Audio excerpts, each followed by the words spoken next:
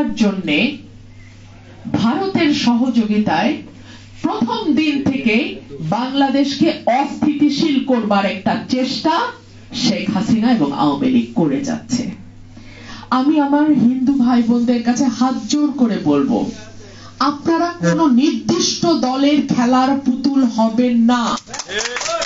আপনার ভোট ভীষণ মূল্যবান। আমাদের যেন ভোটটা ভিক্ষা করে আনতে হয় আপনাদের কাছ থেকে।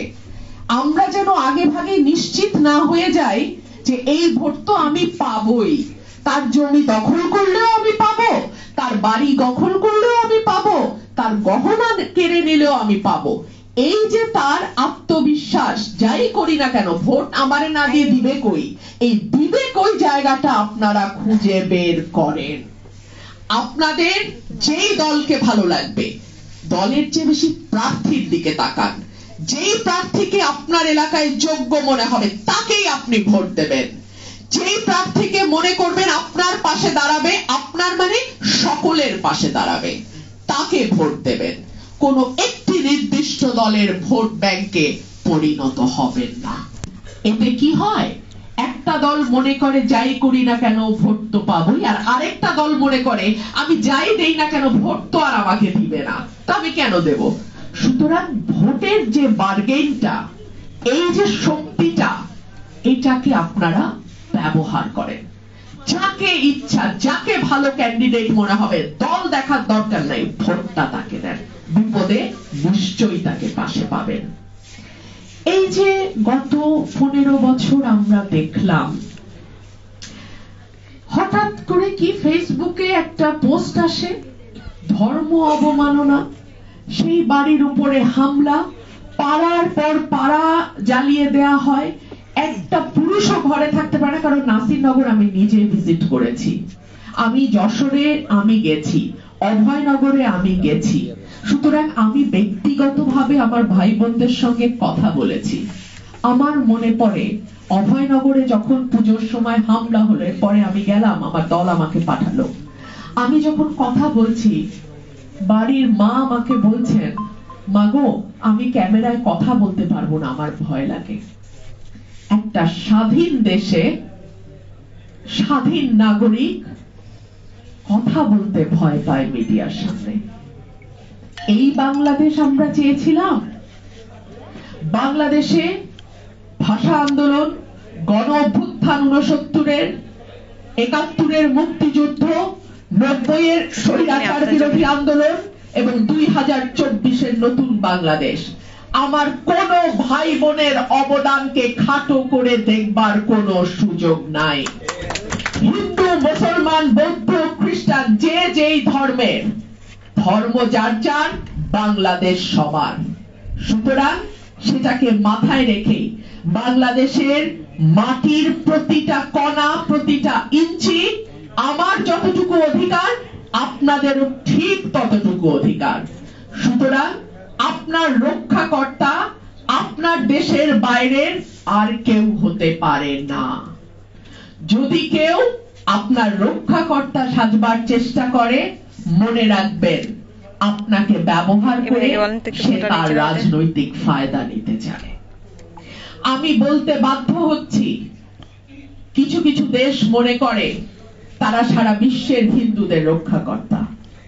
কিছু কিছু দেশ মনে করে বাংলাদেশের মানুষ যারা সংখ্যালঘু সম্প্রদায়, তারা তাদের হাতে বন্দী, তাদের হাতে জিম্মি, তাদের নিরাপত্তার দায়, নিরাপত্তার মানে রক্ষা করার দায়িত্ব কেবলমাত্র পাশের দেশে। ঘটনাটি ঠিক নয়। এই বাংলাদেশ আপনারা তৈরি করেছেন, এই বাংলাদেশ আপনাদের রক্তে, শ্রমে, ঘামে আজকে এই জায়গায় এসে দাঁড়িয়েছে। সুতরাং বাংলাদেশে যেই সরকার যখন থাকুক, তাদের দায়িত্ব আপনাদের নিরাপত্তা বিধান করা এবং তাদের কাছ থেকে নিরাপত্তা আদায় করবার দায়িত্বটাও আপনাদের।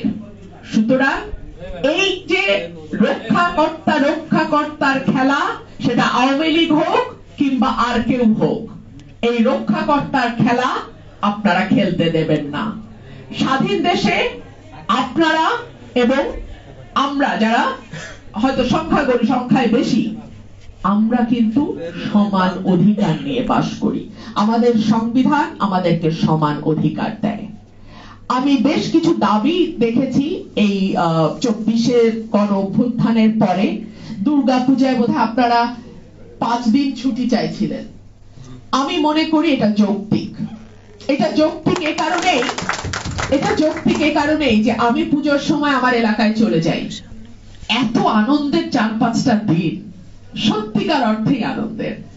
এই 4টা দিন আমি মনে করি ছুটি দেওয়া উচিত। যেই থাকুক সরকারে, আমি দাবি জানাবো দুর্গাপূজার 4 দিন ছুটি দেওয়া উচিত।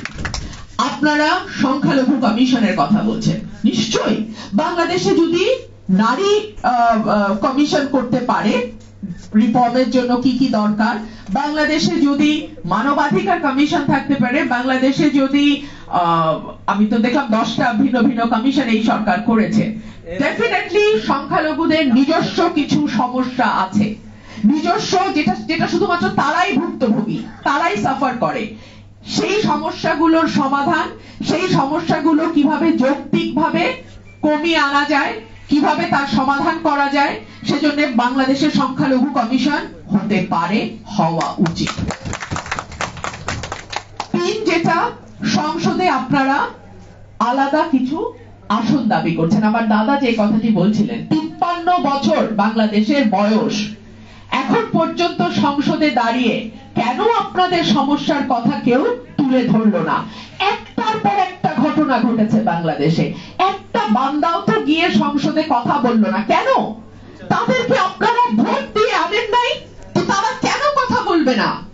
এটা তো তাদের দায়িত্ব, এটা তাদের উপর ফরজ দায়িত্ব ছিল সংসদে কথা বলা, সমস্যার সমাধানে পদক্ষেপ নেওয়া।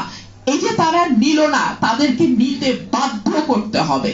এবং এই বাধ্য করার জন্য যদি আপনারা মনে করেন সংসদে আপনাদের আলাদা আসন দরকার, আলাদা ভোটার তালিকা দরকার, সেটাও করতে হবে। কারণ আমার সংবিধান বলছে যারা সমাজে বিভিন্ন কারণে বঞ্চিত হয়ে আছে, কিছুটা হয়তো পিছিয়ে পড়ে আছে, তাদের জন্য বিশেষ ব্যবস্থা নিতে রাষ্ট্রকে কোনো কিছুই বাধা দিবে না।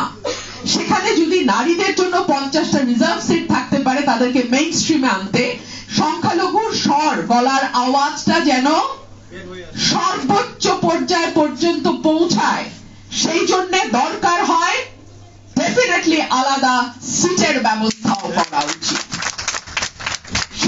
আমি আর বক্তব্য দীর্ঘায়িত করব না, আমি শুধু এটুকুই বলবো, বাংলাদেশে ঈদ যেমন আনন্দে উদযাপিত হয়, বাংলাদেশে পূজাও সেভাবে আনন্দে উদযাপিত হবে। বাংলাদেশে বড়দিন